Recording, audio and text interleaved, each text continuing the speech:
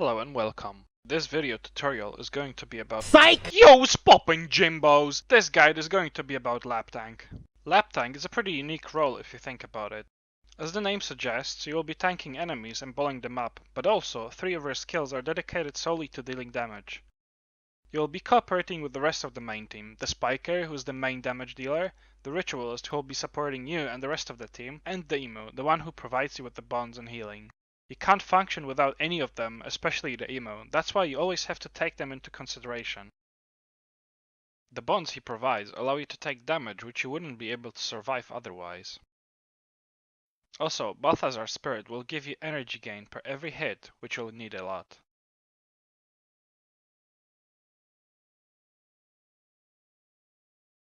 With that being said, let's look at the skills and attributes you will be using. I'm sure you're familiar with Shroud and Shadow Form and how they work. The more important thing here is the fact that Shadow Form caps the maximum amount of damage you can deal at 25. Because you'll be tanking enemies that have Rupting skills almost all the time throughout the run, Mantra of Resolve is your best friend. There's a slight drawback to using it. Every time you cast a skill and would have been Rupted, you lose a certain amount of energy instead. That's why having a constant energy gain is so important. Illusion of Pain is a really good way of dealing consistent damage combined with degen, denying the natural health regeneration of mobs. It's also used for one more thing, which I'll talk about later. Wastrels are the best way of dealing lots of damage in a really short period of time, even with the cap provided by Shadow Form. Heart of Shadow and Death Charge will help you move around, get out of stacks, and heal in some parts of the run. Let's check out the armor. You'll be using 3 headpieces. The Inspiration one when casting Mantra, so the energy loss from Rapts isn't as significant. The Domination one when damaging things with Wastrels. The Illusion one pretty much only when using Illusion of Pain. And that is during Unwooded Guest Quest and dealing damage to off targets. The rest of the armor should consist of Bless Insignias, a superior fast casting rune, a plus 50 HP rune, and 2 energy runes. Essentially the same as T4. Additionally, you can use an armor piece with a minor domination rune for UWG. It will slightly boost your Wastrel's damage during the solo part of your role. The weapons are as following. A shield set when you need the additional HP and armor, as well as Scythe for keeping your energy up in Veil. A staff, it can be either Envoy or a 40-20 domination one, which you'll be using for 90% of the run. Also a flatbow can be useful to pull enemies from far away. You only need an enchanting mod on it.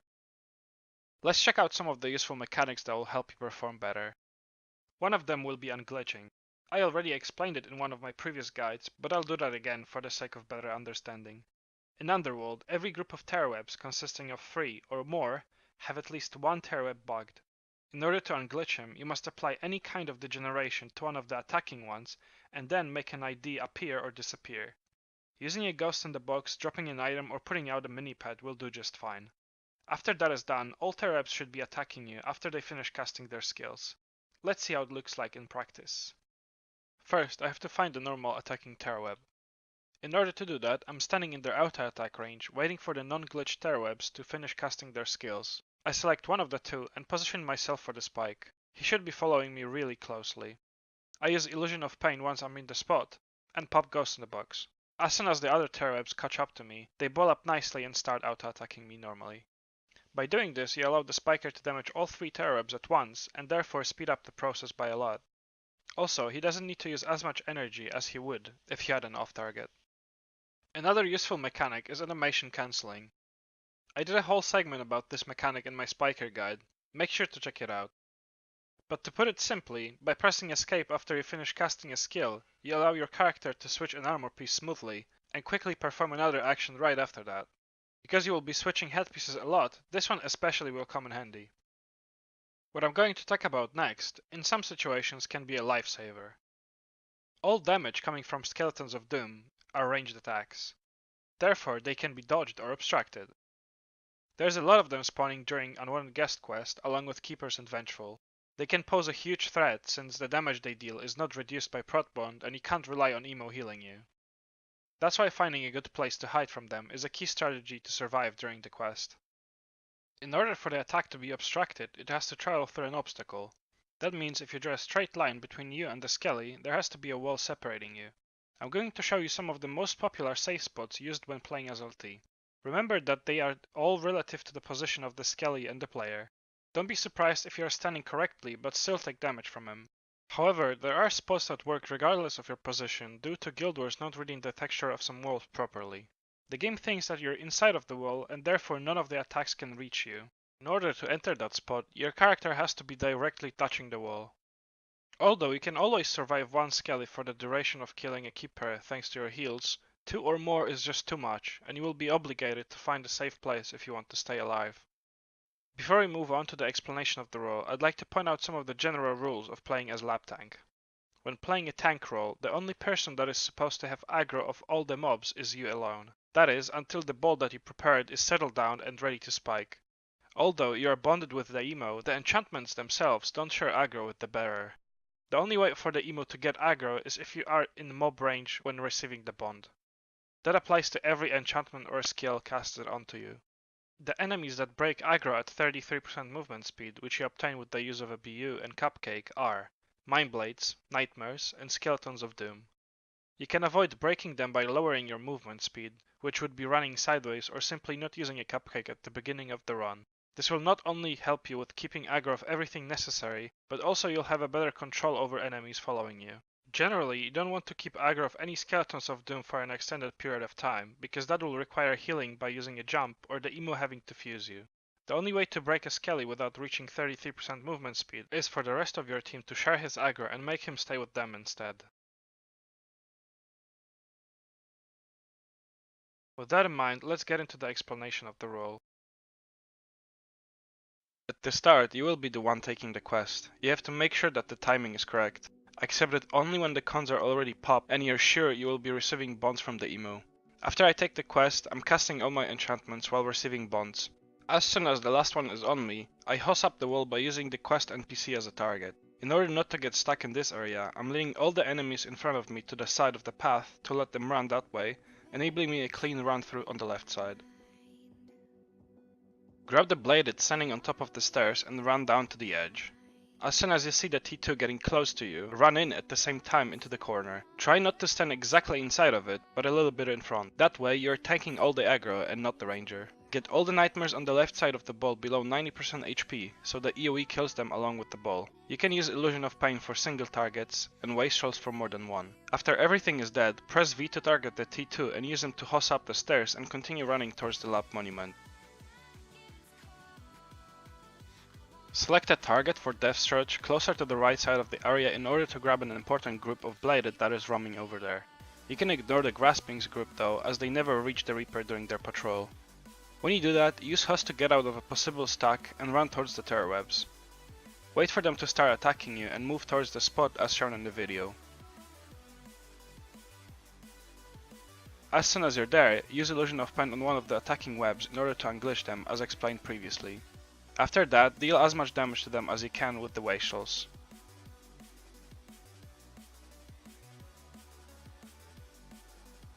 When they're dead, move towards the basement. Grab aggro of the two Bladeds there and position yourself on the edge of the stairs in a way that the Bladeds are slightly on the right side of your character. That way, they won't run after you when doing a pull through. Now the escort pulls. Wait for all the glitchy mind blades from the escort quest to come into your melee range. When that happens, the ritualist will run down and block all the enemies for you. When he's there, run up towards the emo and quickly return to your previous spot.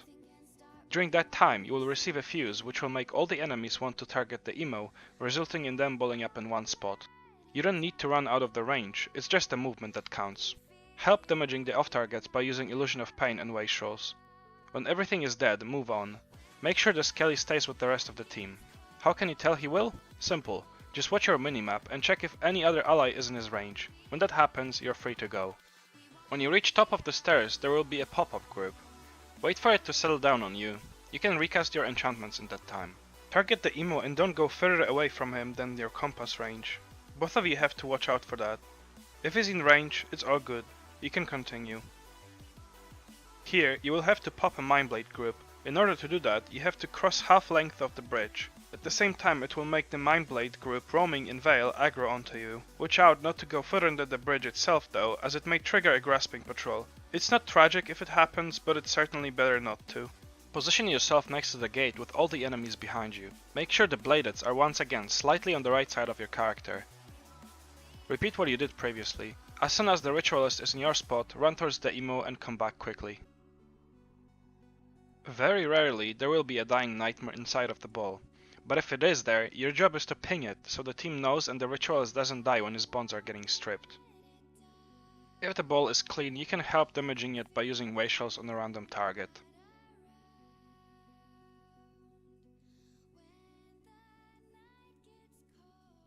Bruh. Bruh. After everything is dead, run into Veil. Make sure to use a cupcake to make all the skeletons break aggro. In the first part of the area, there are hidden groups of graspings. In order to trigger all the important ones, this will be your path. You want to pop only those that are shown in the picture. The next part of Veil doesn't matter because you can't avoid triggering graspings as opposed to this part.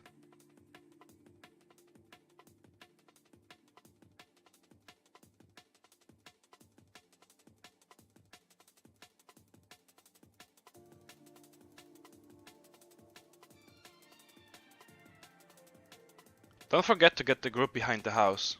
You have to give them a second to start following you, so it's a good time to recast your enchantments.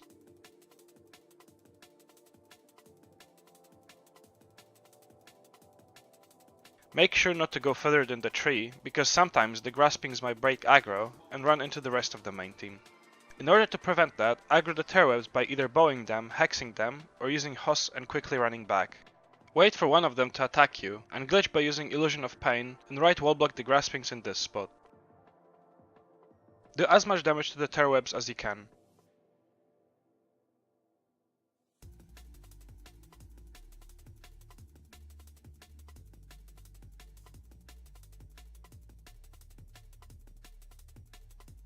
When everything is dead, Hoss from the ritualist to the top side.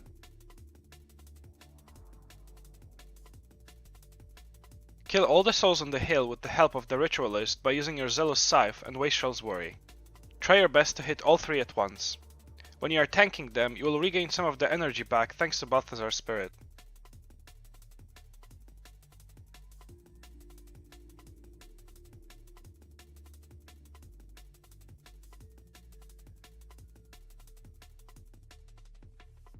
When you're done, jump down and head back to lab. You will be leaving the Spiker and Ritualist so they can finish the Veil quest while you're doing Unhonored Guests.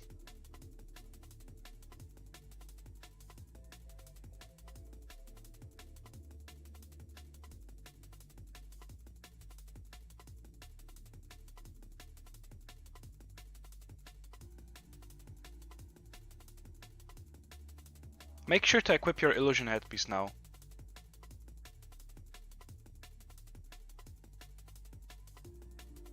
Position yourself in the center and cast all your enchantments and ping Shadow Form so the emo knows when to take the quest. In order to kill the Keeper efficiently, use your skills in this order. Illusion of Pain, then Demise, then Worry.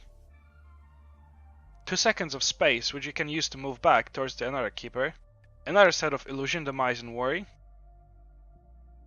Hoss to heal up from the skele damage and to move even further back. And finish it off with Illusion and Demise. After that, you can move towards the another Keeper. Use Death Charge to the Graspings in order to make them stay in place rather than run towards you and possibly aggro the emo. That way you only keep them only for yourself and also gain some distance.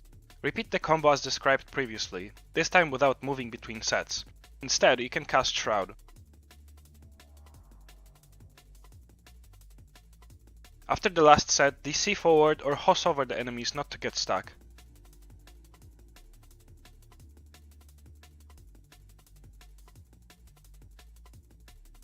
Equip your bow and pull the Gatekeeper towards you.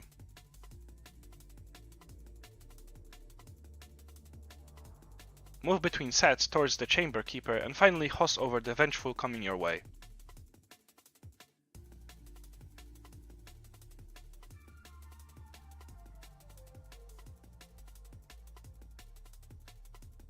Stay in the spot shown in the video. That way the skeleton running from below will get obstructed and won't be able to damage you.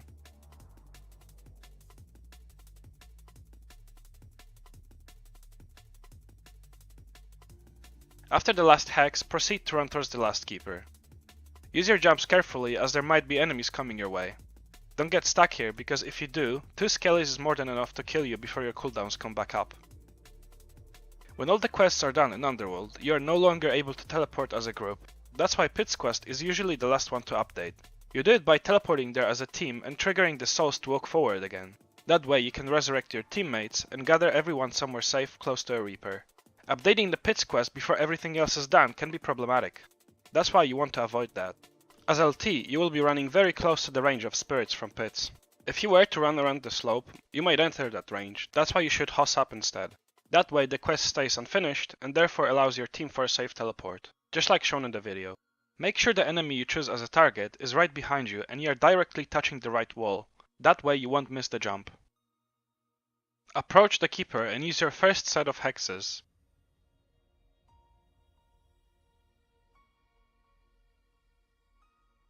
Next, hoss back up over the enemies behind you and walk into one of the safe spots shown in the previous part of the video.